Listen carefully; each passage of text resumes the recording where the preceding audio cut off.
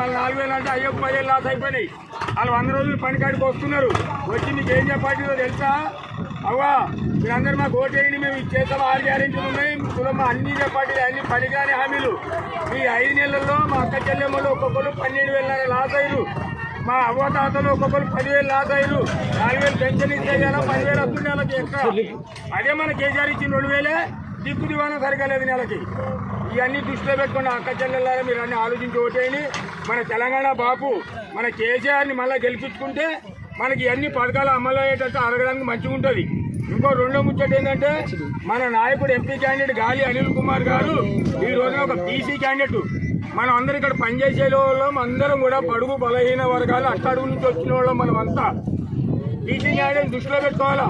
అవతల 2 లింగాయతులు ఉన్నారు. ఆ లింగాయతులు ఏమైనట్టు తెలుసా?